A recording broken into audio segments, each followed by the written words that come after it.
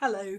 In this film I want to show you how I have repurposed a woodblock that's already had a life in a print and wrapped a couple of new lino blocks around it to make a print. So in the series I'm going to develop this print and print it, but for now I just want to look at how I came up with the drawing.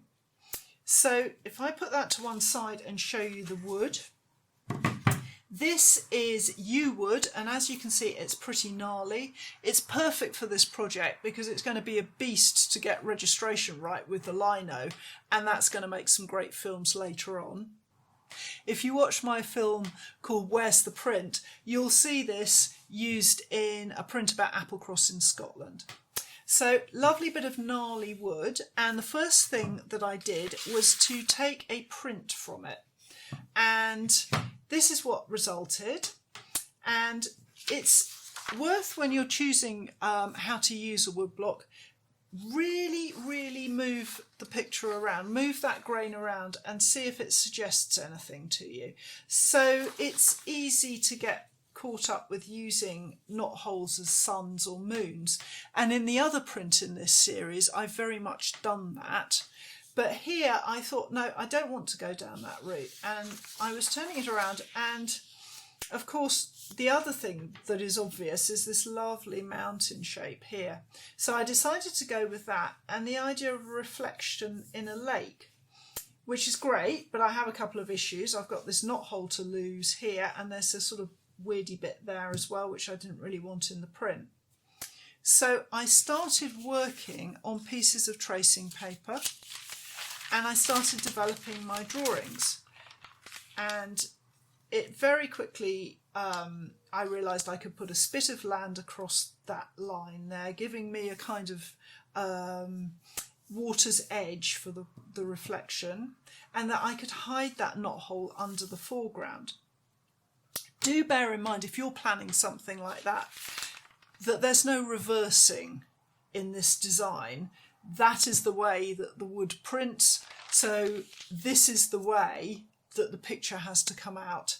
So when I do my layout onto the lino, you'll see that I'm not reversing the image. I'm using the tracing paper in the same orientation as I've drawn it, and I'll talk about that when I come to do the laying out.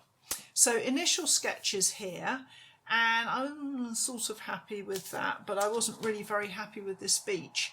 I was very keen to kind of get a feeling of distance, so lots more scribbling on tracing paper went on, and gradually, let me get this into order, I started to get to grips with what I wanted and working out that I could have a rocky sort of beach shoreline here, and again still losing that knot hole.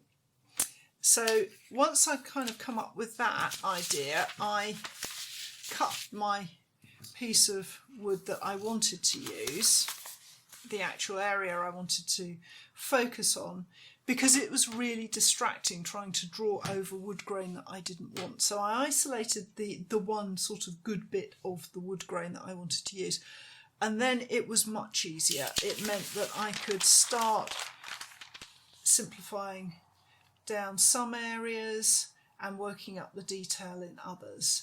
So here's what I came up with, and I've got my foreground and that rocky shore, and I will describe how I'm going to divide it into lino blocks and show you that in a future episode.